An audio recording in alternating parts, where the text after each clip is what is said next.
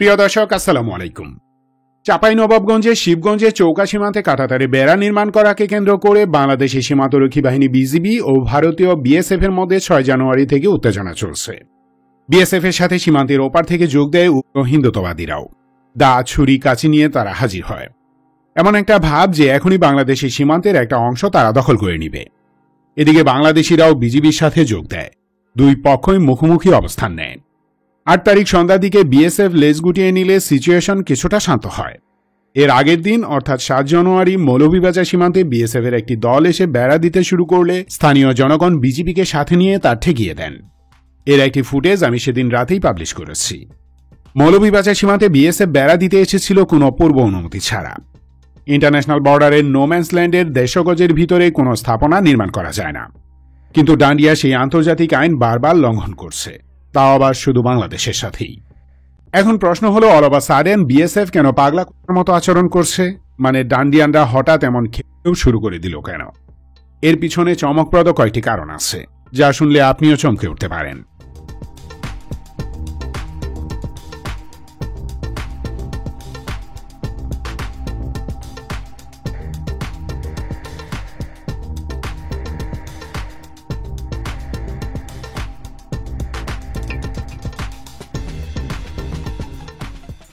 আওয়ামী লীগ আমলে সকল আন্তর্জাতিক আইন ভঙ্গ করে ডান্ডিয়া সীমান্তের নোম্যান্সল্যান্ডের 50 গজ ভিতরে বাংলাদেশের অংশে কাঁটাতারের বেড়া নির্মাণ করেছিল। এখনও তাই করতে চাওয়ায় বিজিবি বাধা দেয়। গত সোমবার বিএসএফ আসে বেড়া দিতে। বিজিবি বাধা দিলে ফিরে যায়। পরের দিনও আসে তারা, তখনও বিজিবি বাধা দেয়। সেদিন তারা মৌলভীবাজার সীমান্তেও একই কাজ করতে যায়। স্থানীয় বাংলাদেশিরা বিজিবির সাথে গিয়ে ডান্ডিয়ান বিএসএফকে মুখ দিয়েই ঠাকিয়ে দেয়। ব্যাপারটি হাতাহাতির পর্যায়ে চলে যায়। বাংলাদেশিরা বিএসএফ এর অস্ত্র কেড়ে নেওয়ার চেষ্টা করে। তারা সংখ্যায় বেশি হওয়া সত্ত্বেও বাংলাদেশিদের সাহসিকতা দেখে ভড়কে যায়। সাহসে না কোলানোই পিছু হটে আগ্রাসীরা। বিষয়টি মিডিয়ায় ছড়িয়ে পড়ার পর ডান্ডিয়া তার ফেস সেভিং এর জন্য 8 তারিখ কিছু গেরুয়া জোগাড় করে নিয়ে আসে। বাংলাদেশিদের হাতে বেইজ্জতি হবার জ্বালা মেটানোর চেষ্টা করে, কিন্তু সেই গেরুয়ারা সীমান্ত ক্রস করে এপারে এসে বিজিবির মুখোমুখি হবার সাহস পায়নি। তারা বিজিএফ এর বিচির পিছনেই লুকিয়েছিল। এর মাধ্যমে তারা চাঁপাইনবাবগঞ্জ সীমান্তে ফাত্রামি শুরু করে, বোঝানোর চেষ্টা করে তাদের জনগণ মারমুখী।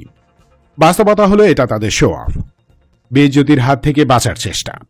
বাই দ্য ওয়ে, ডান্ডিয়া হঠাৎ এমন পাগলা হয়ে গেল কেন? Let's see.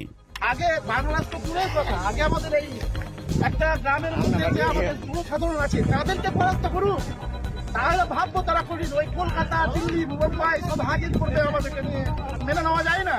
ঘটে যাওয়া ঘটনা দেখে আপনার মনে হবে ডান্ডিয়া আঞ্চলিক সুপার পাওয়ার হিসেবে নিজেকে জাহির করছে, অথবা তাদের পালতু ডাইনিটাকে আমরা লাত মেরে ভাগিয়েছি বলে প্রতিশোধ নেওয়ার চেষ্টা করছে। নো ডিয়ার, এটা রিয়ালিটি নয়। সীমান্তে সাম্প্রতিক ক্যাচালের পিছনে দিল্লির অন্য উদ্দেশ্য আছে। এর অন্যতম একটি ফ্যাক্টর হল বাংলাদেশের জনগণের মনে স্বাধীন চেতাভাব। গত 15 বছর এদেশে কেউ ডান্ডিয়ার অত্যাচারের বিরুদ্ধে টু শব্দটি করতে পারেনি। কেউ কিছু বললেই হাসিনা তার উপর নির্যাতনের খড়গ নামিয়ে আনত। গুম, মামলা, হামলা সহ সকল ধরনের অত্যাচারের মাধ্যমে তার বা তাদের মুখ বন্ধ করে দেওয়ার চেষ্টা করত। ডান্ডিয়ার প্রতি ভয় সৃষ্টি করে রাখার ট্রাই করত। কিন্তু এখন আর সেই সিচুয়েশন নেই, আর এটাই দিল্লির ভয়ের কারণ। আপনি যখন দিল্লিকে ভয় পাবো না, তখন ওরা আমাদের ভয় পাবে। এর পিছনে কারণ হচ্ছে বাংলাদেশ ও মুসলিমদের প্রতি দিল্লির পলিসি চূড়ান্ত আগ্রাসী। আপনি যদি কারো প্রতি আগ্রাসী হন, তাহলে এটা অবশ্যই মানতে হবে যে সেও চান্স পেলে আপনার উপর আগ্রাসী হবে বা চড়াও হবে। এই সম্পর্কের মাঝে একটাই ফ্যাক্টর, তা হলো ভয়। ডান্ডিয়া বাংলাদেশের মাঝে ভয়ই এখন ডিপ্লোম্যাটিক ফ্যাক্টর। বাংলাদেশের প্রতি দিল্লির নীতি যতক্ষণ না পর্যন্ত পরিবর্তিত হচ্ছে, ততক্ষণ পর্যন্ত হয় ওরা ভয় পাবে, নয়তো আমরা। নর্মালি আমরা ভয় পেতাম না। হাসিনার গুম, অত্যাচারের মাধ্যমে ভয় পাওয়ানোর চেষ্টা করা হয়েছিল। এখন আর সেই সিচুয়েশন নেই। জাতিসত্তার প্রশ্নে আমরা এখন ক্লিয়ার, কিন্তু দিল্লির ধারণা সীমান্তে এসে তাদের আসল চেহারা দেখালে আমরা ভয় পাব, মানে ওরা ঘুতঘুত করলে আমরা আটকে উঠব। আর এজন্যই সীমান্তে কেওস ক্রিয়েট করে দিল্লি তার অন্যায় নীতি বাস্তবায়ন করার চেষ্টা করছে। বাংলাদেশি প্রশাসনকে ভয় দেখাতে চাইছে, কিন্তু আন্দাজ করতে পারছে না যে 18 কোটি জনগণের মাঝ থেকে 10 কোটি সেনা বাঘের মতো ঝাঁপিয়ে পড়বে। সীমান্ত উত্তেজনার পিছনে আরেকটি প্রধান মোটিভ আছে, এবং তা খুবই গুরুত্বপূর্ণ। সেটি হল বিডিআর হত্যাকাণ্ডের বিচার প্রক্রিয়া থেকে জনগণের মনোযোগ সরিয়ে নেওয়ার চেষ্টা করা। এ সংক্রান্ত লাস্ট ভিডিওতে আমি বলেছি যে বাংলাদেশের জনগণের মন থেকে এই বিষয়ক চিন্তাধারা সরিয়ে নেওয়ার চেষ্টা করবে দিল্লি, কারণ তারা এতে ডিরেক্টলি জড়িত। পিলখানা কমিশন অলরেডি কাজ শুরু করে দিয়েছে। দেশপ্রেমিক গণমাধ্যম, পাবলিক ডিসকাশন, প্রাতিষ্ঠানিক পরিমণ্ডল সহ সব জায়গায় আপাতত হট টপিক বিডিআর হত্যাকাণ্ডের বিচার। এটি নিয়ে যতই আলোচনা হবে ততই দোষী ব্যক্তিদের সর্বোচ্চ শাস্তির জন্য জনসমর্থন ক্রিয়েট হবে। কিন্তু ডান্ডিয়া চায় না তার দোসরদের অপকর্ম নিয়ে ভাইরাল আলোচনা হোক, সেসব ক্রিমিনালদের শাস্তি হোক। তাহলে এদেশে ভবিষ্যতে দালাল তৈরি করা কঠিন হয়ে যাবে। তাই সীমান্তে অহেতুক ঝামেলা পাকিয়ে ভাইরাল গল্প তৈরি করার চেষ্টা করছে তারা। আর দিল্লির পালতু মিডিয়াগুলো বাকি সব বাদ দিয়ে শুধু এটা নিয়েই পড়ে আছে। ভালোভাবে খেয়াল করলে দেখবেন যেসব নিউজ পেপার, টিভি চ্যানেল এবং পোর্টালের বিরুদ্ধে দিল্লির পাচারের অভিযোগ আছে তারা চলমান সীমান্ত গ্যাঞ্জাম নিয়েই পড়ে আছে। পিলখানা সংক্রান্ত কমিশন বা বিডিআর হত্যাকাণ্ডে হাসিনা, তার পরিবার, আওয়ামী লীগ এবং ডান্ডিয়া যে জড়িত এ বিষয়ে একটা নিউজও করেনি বা করছে না। কারণ এটি নিয়ে যত আলোচনা হবে মানুষের মনোভাব ততই হাসিনা, শেখ পরিবার, আওয়ামী লীগ এবং ডান্ডিয়ার বিরুদ্ধে যাবে। কারণ ওরা পিলখানায় আমাদের বীর সেনানীদের প্ল্যান করে হত্যা করেছে বাংলাদেশকে ডান্ডিয়ার করদ-রাজ্য বানানোর জন্য। 15 বছর তাই বানিয়ে রেখেছিল। এখন সেই ষড়যন্ত্রের বিচার প্রক্রিয়া চলছে। উল্লেখিত পার্টিসমূহ বিচারের মুখোমুখি হলে এদেশে ডান্ডিয়ার ছোপা দালাল এবং সিম্প্যাথাইজাররাও মারা খেয়ে যাবে। যেমন প্রথম কালো, দিল্লি স্টার, রামবাম সেক্কু, সোকল পালতু বুদ্ধিজীবী, কালচারাল অ্যাক্টিভিস্ট ইত্যাদি শ্রেণীর যেসব দালাল দিল্লির পারপাস সার্ভ করে তাদের পাশা উদুম হয়ে যাবে।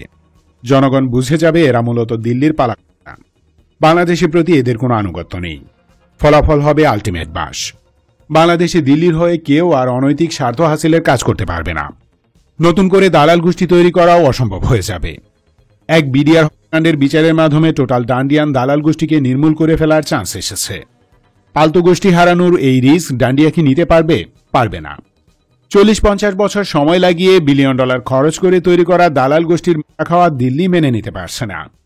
এদিকে বাংলাদেশের মতো মহাগুরুত্বপূর্ণ একটি দেশ দিল্লির প্রভাবলয় থেকে বেরিয়ে গেছে।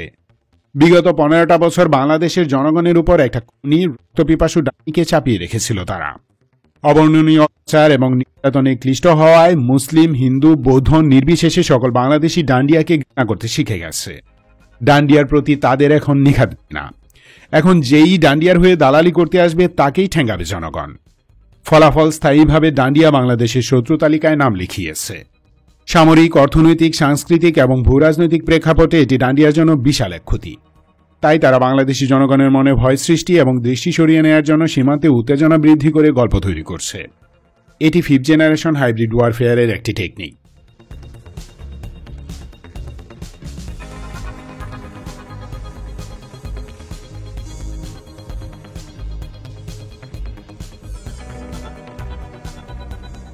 এছাড়াও আরও কিছু কারণ আছে যার জন্য ডান্ডিয়া পাগলির মতো আচরণ করছে।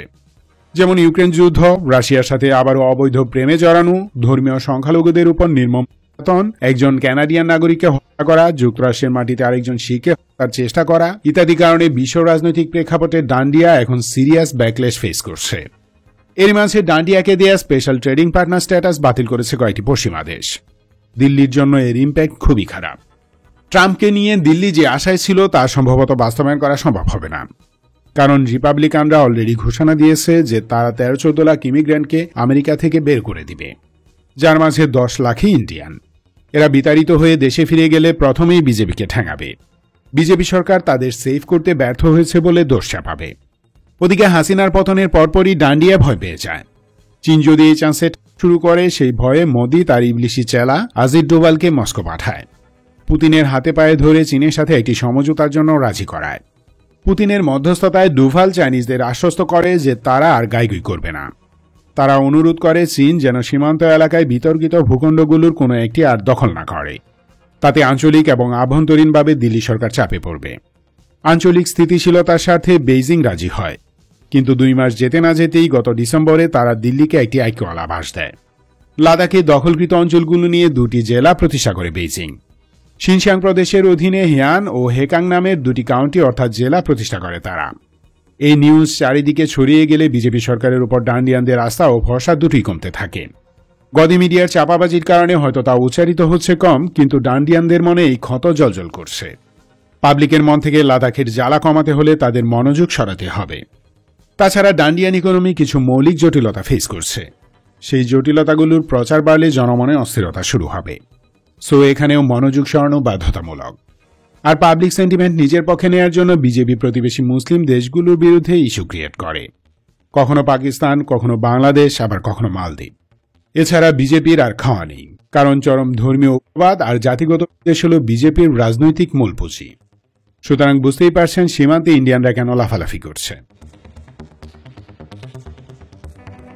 ধন্যবাদ ভিডিওটি শেষ পর্যন্ত দেখার জন্য। সতর্ক, সুস্থ থাকুন, দেশকে ভালোবাসুন, বাংলাদেশ চিরজীবী হোক।